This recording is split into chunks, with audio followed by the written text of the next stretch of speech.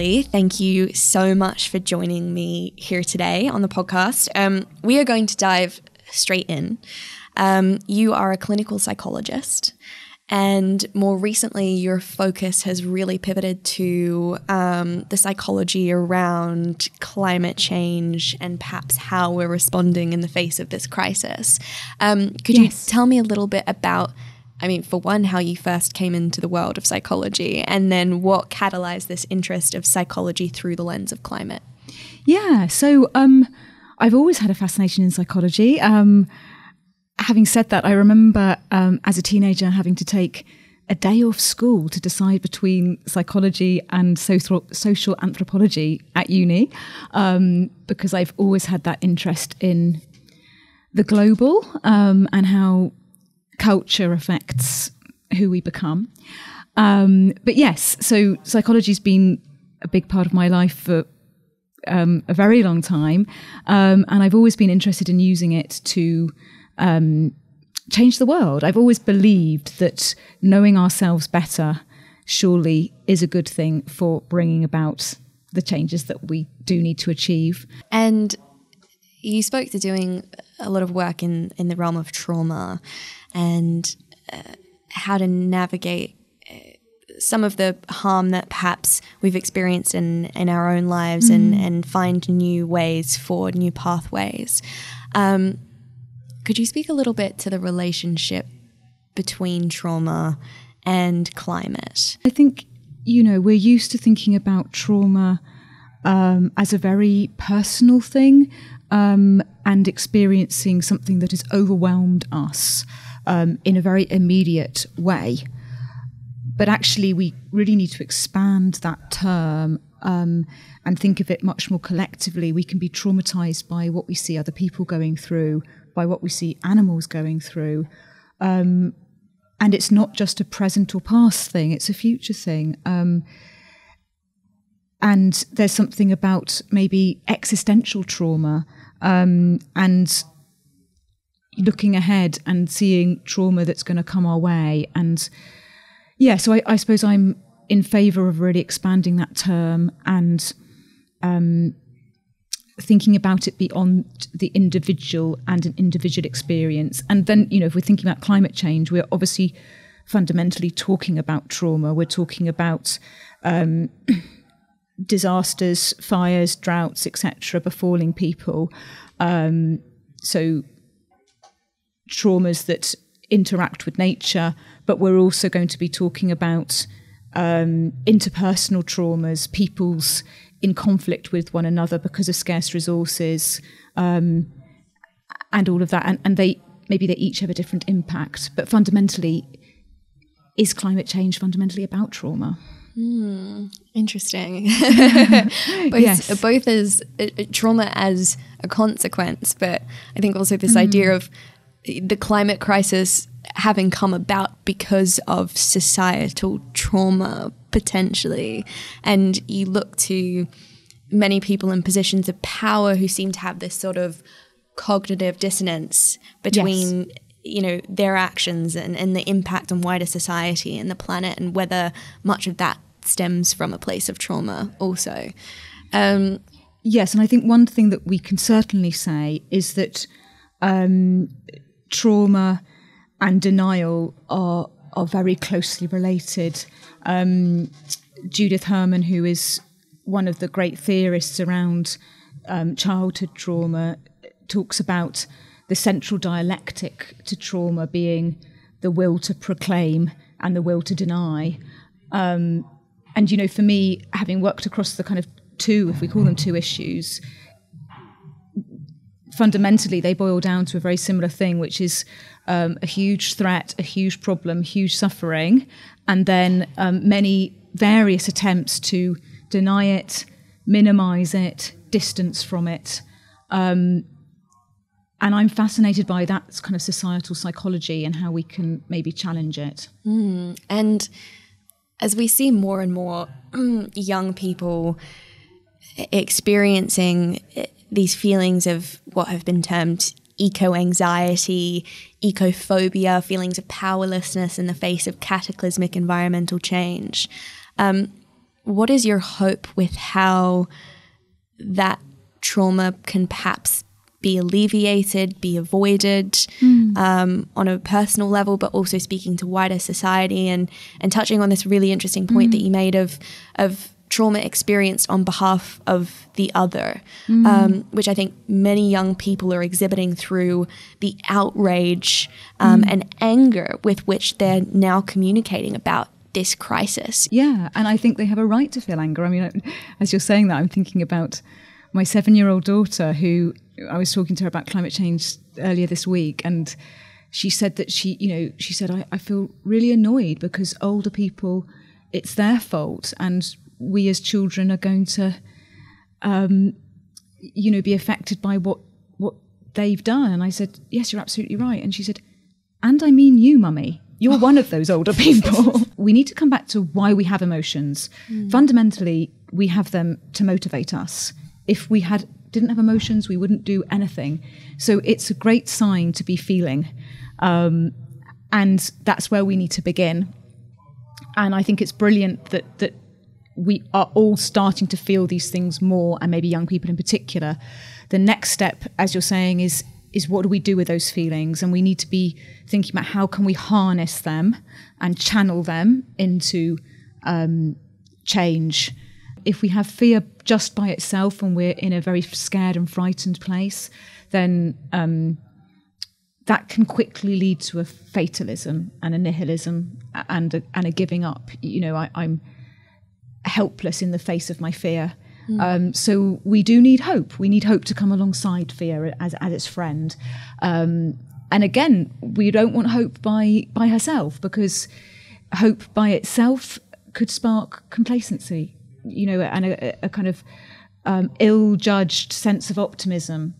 So again, we need alongside those emotions self-efficacy, confidence, a sense of I can act on these things to make the world a better place. And I should add to that, we can, let's move beyond the individual. By ourselves, we can't do much, but together we can do something absolutely incredible. And it's seeing ourselves as part of that broader whole. And how do you propose we begin down that particular path? Because touching on this concept of and theme of hope, I feel is hugely important.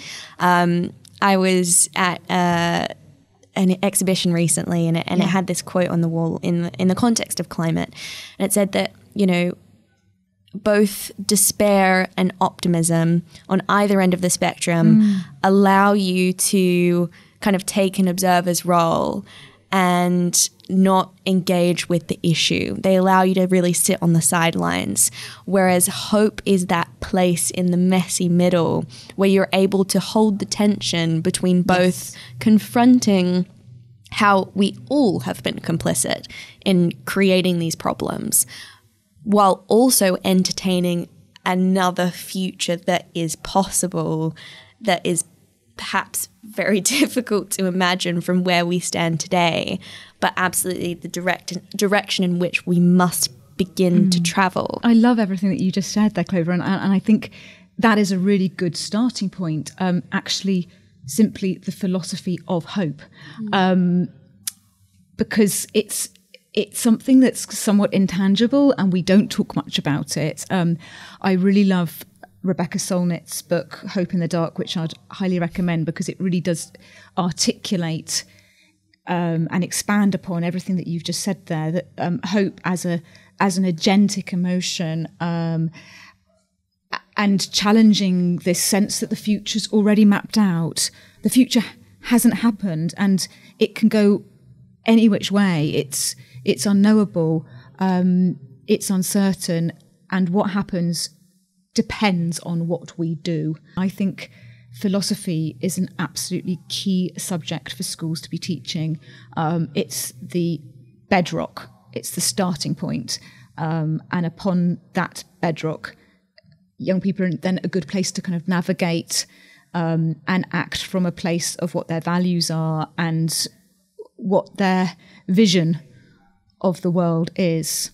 And with values, this is a really key word, because values as a concept have sort of been tokenized and also spoken of to date in the context of these kind of things that float out there in this weird miasma, which we can kind of adopt. And if you think about them being co-opted in organizations, you often have this big kind of survey, which is, what do we stand for? And it all feels very superficial and artificial.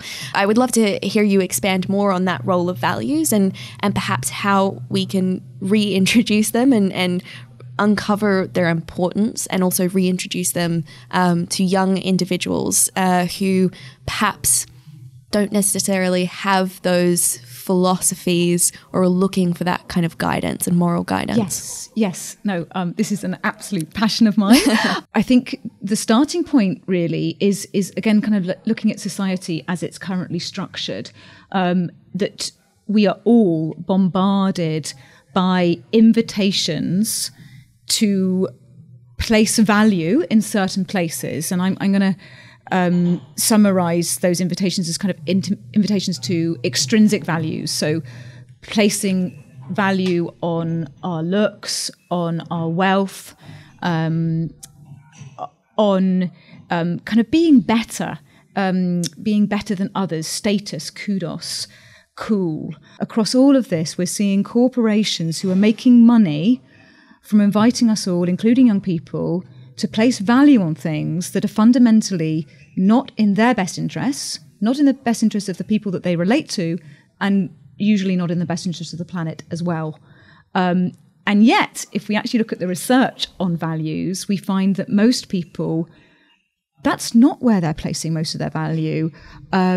Really, most people have these kind of guiding North Stars, these intrinsic values, as psychologists would term them, personal growth, spirituality, relationships with nature, good relationships with each other, helping other people, a sense of community. Actually, that's who we are as humans. As humans, we are cooperative people that care about one another. That's our baseline. And yet current society consumerism brings out the worst in us, in short. And that's not helping the planet. So we need to think about, well, how can we unhook from some of that stuff? And yet I know that, growing up, whether it was through my early education or other kind of influences, constantly being told this story embedded in Darwinistic kind of views of how we came to evolve, the fact that we're inherently kind of selfish and egotistical, and it's the survival of the fittest mentality with which we are raised, which also then becomes this sort of bandwagon for this story around climate, which is that the reason we're here isn't, for these complex systems, but because we're bad people. Yes, I completely challenge that narrative, that idea of survival of the fittest as an individual survival. Survival of the fittest social group. And that means altruism, connectedness, community. And if you look at the evolution of humanity, what we find is that obviously we've come from being apes. I would subscribe to an evolutionary standpoint. And if you look at ape psychology, there is hierarchy and dominance.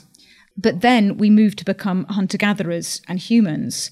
And 90 to 95% of human history, we have been hunter-gatherers. And if you look at hunter-gatherer societies, they were very cooperative and had very robust mechanisms for ejecting dominant or narcissistic behaviour, attempts to rule or set up hierarchies. That would be robustly challenged and dealt with. So at the moment, if we look at modern society, are we actually looking at a bit of a throwback to our monkey days? And we need to reclaim what makes us uniquely human, which is being able to stand up for each other and work for the interests of the group rather than the individual. I prefer that story. And fundamentally, we have these two mental sets within us. We can clip into a hierarchical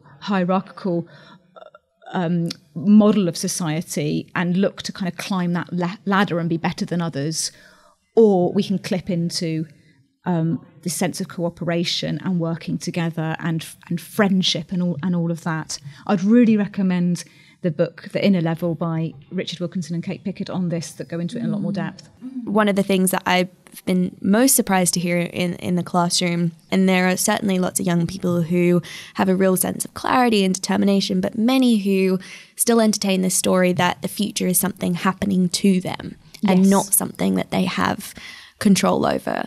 And I don't think we give young people enough credit based on just how much unpriming they're having to do and how much they are having to forge their own stories when there are so many influences converging on them, whether it is a standardized education system that kind of teaches them to become this set of averages and to inherently be very competitive against their peers and their classmates, or it is you know, this very consumer-led culture on social media, the rose-tinted window through which we present ourselves to the world, this constant, you know, contrast and comparison.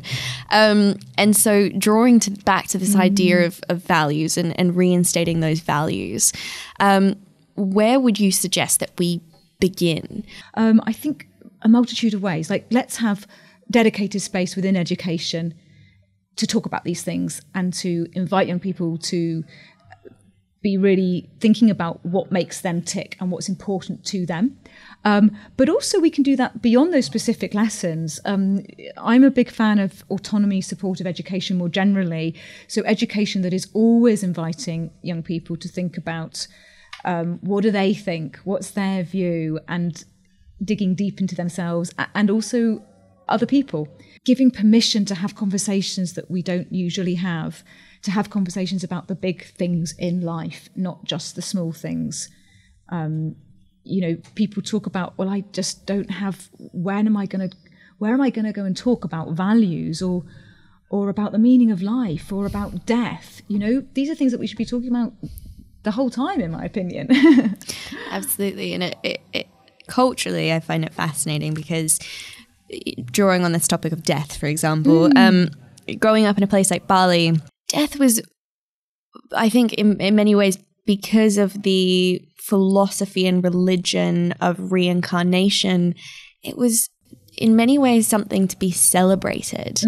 And I always found this dramatic contrast between the funerals that, you know, I attended as a child in Australia, where, you know, everyone is very macabre and they're wearing black, and it's very much engulfed in grief and contained grief. Whereas in Bali, we have these cremation ceremonies that are almost like these street festivals in which, you know, you're celebrating that person's life and all of the great things that they brought into this world and the best parts of themselves and the passing on to another kind of dimension or whatever you choose to believe. And I think about it in kind of British society as well. And it's often you have kind of a tight noose around your neck in many ways about how you are able to express those feelings and create the space for them and just release those emotions. And a lot of people I've spoken to about Greta, especially people in the corporate space, find it very confronting to see a young girl angry and passionate and unleashing this tsunami of emotion. I'm curious to hear your thoughts on why that is such a trigger for adults. Yes, and I think coming back to this theme of denial, and there are so many different ways in which people have denied, that we've all denied the change, climate change and what that's going to bring for us as humanity, as well as for everybody else. This also relates to the psychology of just world, which I find really interesting, where we are all motivated to believe that the world is a more or less fair place. And there's quite a lot of research showing that can be an adaptive illusion for us on an individual level, to think that the world that we live in, particularly our small world, if you do good will happen to you. and if you do the wrong thing, then you'll be punished. Karma, yeah. Yes, exactly, karma. And, you know, if you hold on to that view, then that can help you feel safer in the world and help you invest in work, in hard work, etc. But the problem is that it's obviously not true. And when people come across evidence that it's not true, that can be experienced as very threatening. And so they can either respond to that threat by thinking, right, I'm going to do something about the fact that the world's not a fair place. I'm going to act. I'm going to join forces with others and try and make it a better place. Or I can do something cognitive. I can reframe this situation. So actually, you're wrong, the world is still fair. Those victims have actually done something to kind of deserve what happened to them, so the world's still fair.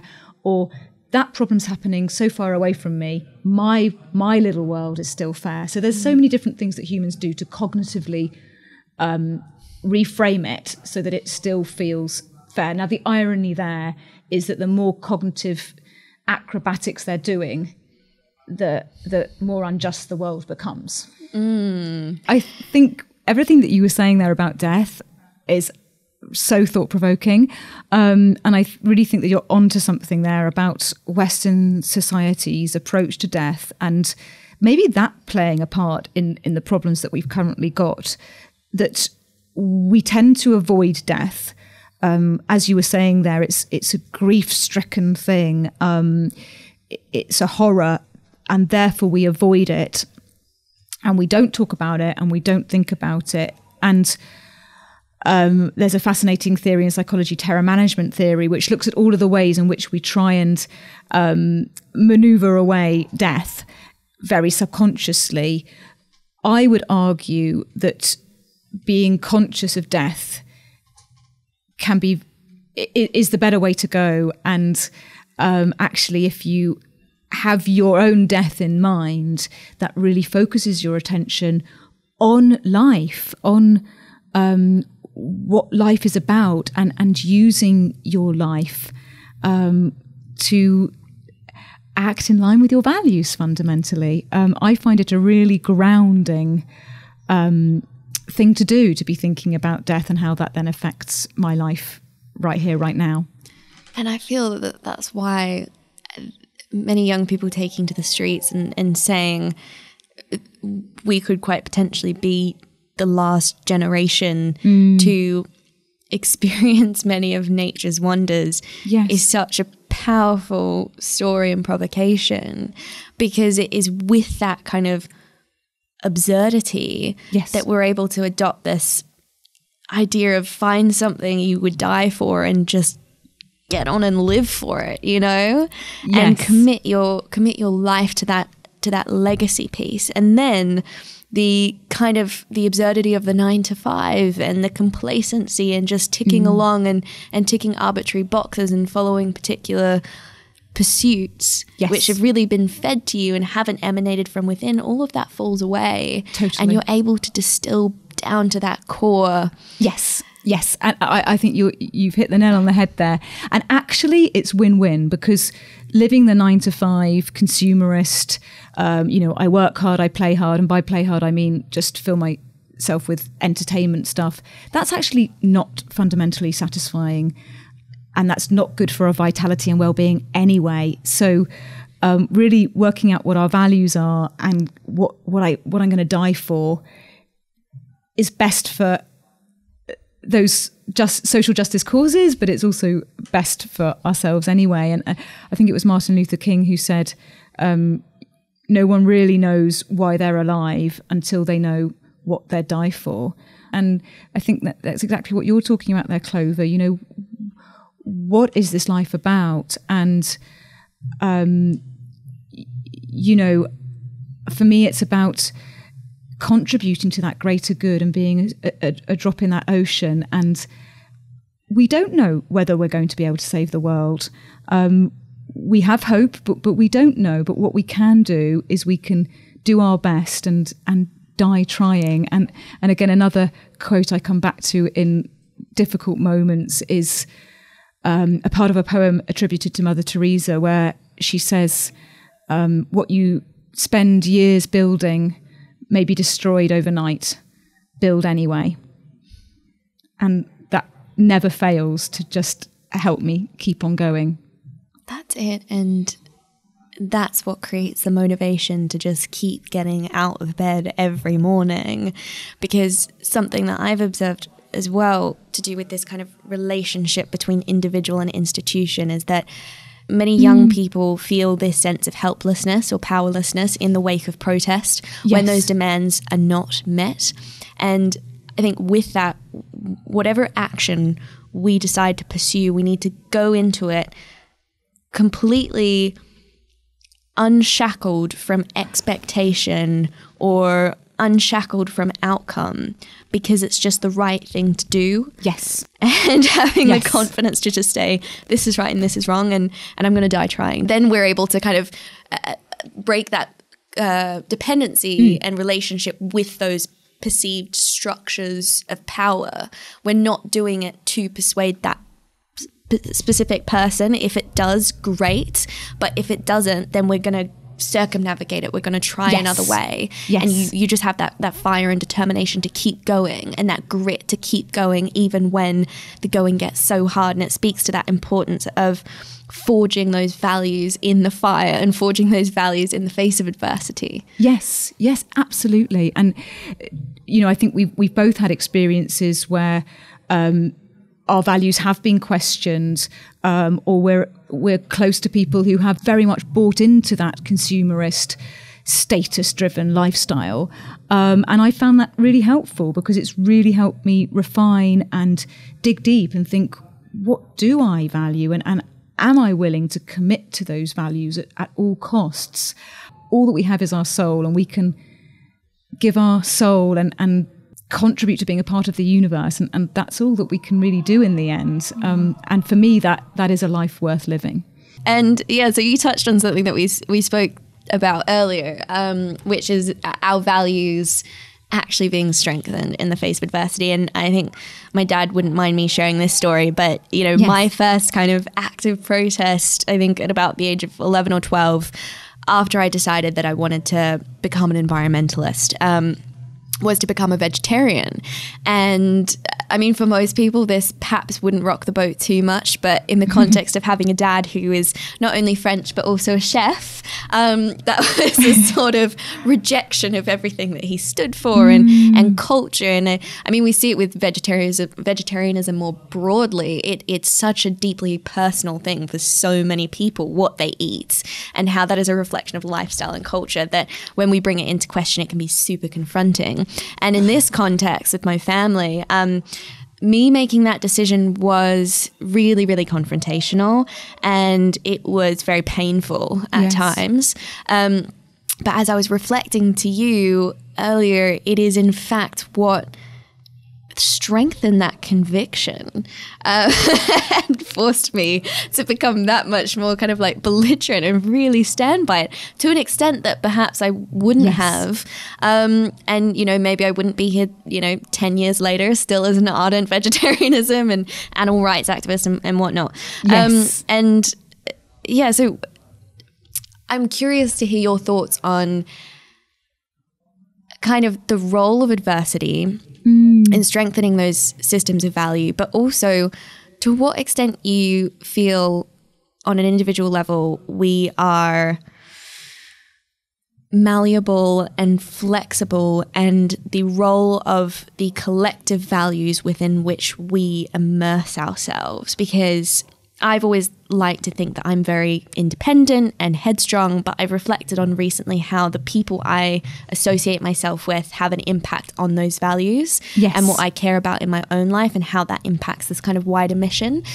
So how do you feel we're able to dance those two dances? And at what point do we need to kind of protect ourselves and draw it back to the inner and reflect on those values? Sometimes living in a very values-led way can mean that you are challenged. You were talking about the very salient example of Greta earlier. We will come across confrontation. If we don't, then we're kind of not in the right space, because the status quo isn't values-led. And so let's bring on that challenge and grow from it. In parallel with that, we need to be amongst a community. This isn't something to be doing alone, in my opinion. We need our allies, our friends, our encouragements, and to take that encouragement and solidarity from one another. So I think there is that dance, partly coming back to the inner, but then thinking, well, this is who I am, this is what I value. So where are my friends to help me stay true to these things? And that can be a really good basis from which to then have those discussions with others who are thinking differently.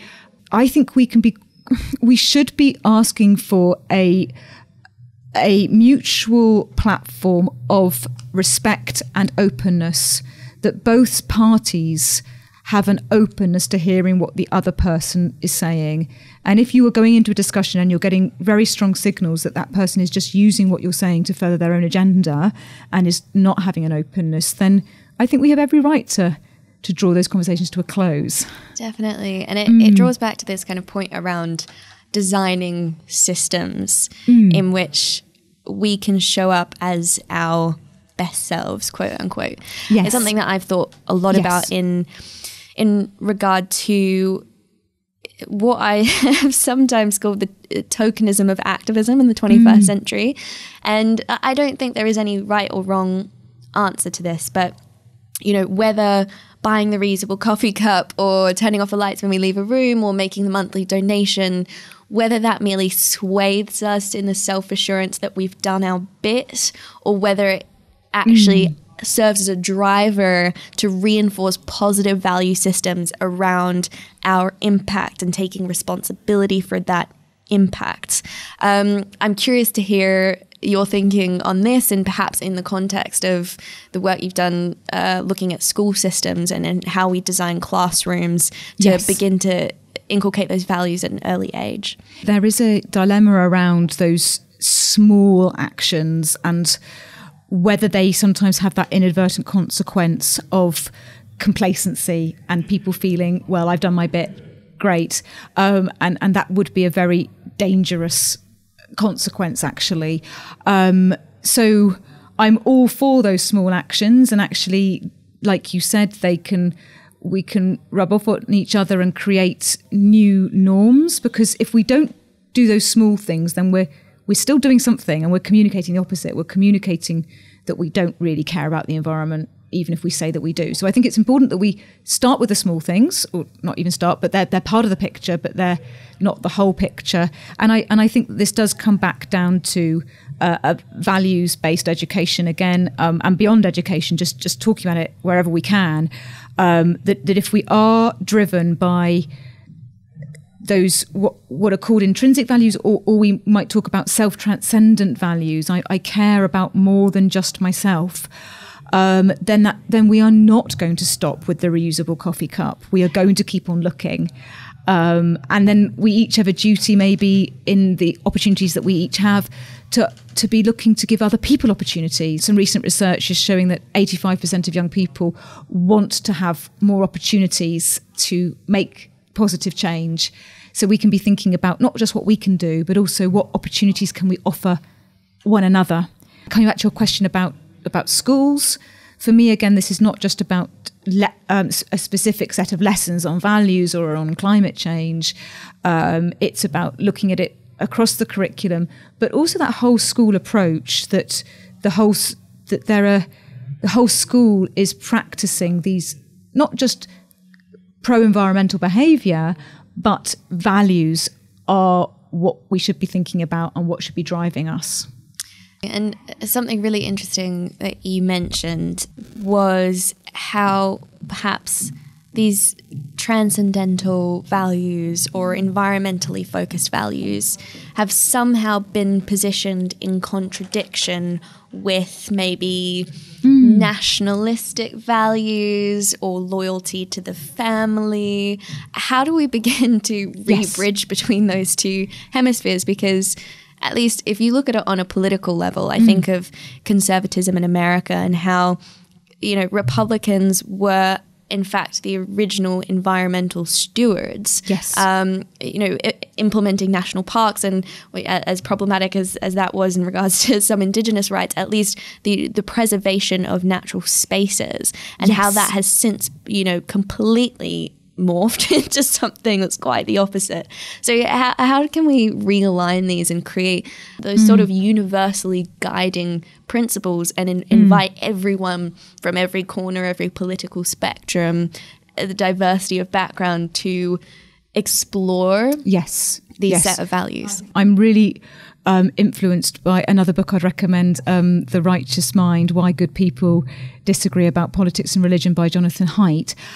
He looks at moral values as different taste buds.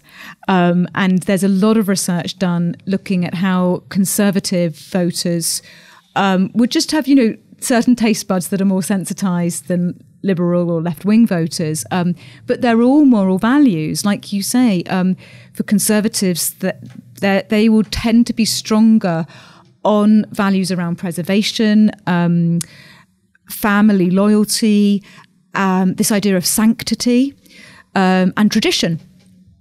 And whereas liberals would tend to be more focusing on things like equality and fairness. Now, all of those values can be huge driving forces in protecting our planet. And I think that we need to be thinking about all of those values and not just saying this is all about equality and fairness, but it's about all of these different parts to who we are, and narrating the environmental cause with due attention to those different driving forces that we each might have. And I think this also relates to how, like you said, kind of republicanism is in a very different place now. And I would feel that is partly because it's been co-opted by neoliberalism and kind of free market thinking and libertarianism, which is quite a minority view, this idea that the only thing that matters is individual freedom. And I think, unfortunately, a lot of conservatism and republicanism has been co-opted by actually what is a minority view. And maybe there's something for the conservatives about reclaiming those things that did initially drive them around tradition, loyalty, sanctity, preservation.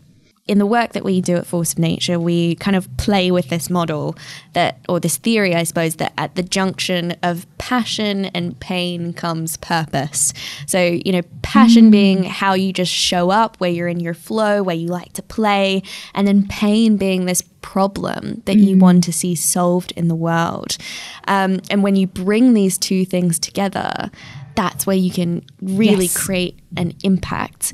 I'm curious to know how you think we can see the invitation before us, and not to be so grandiose as to say that, climate might be our redemption, but how we can become more full, I won't say better, but more full versions of ourselves. I love your model of where passion meets pain is purpose. And I think that is a very...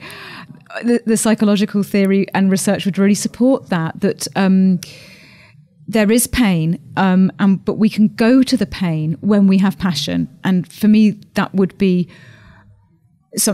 a real principle for me, that we can face whatever pain it is, as long as we have that passion and that chance and opportunity, which often we are the ones making for ourselves to make change. Where would you like to see your work have the biggest impact? I would just be thrilled to contribute to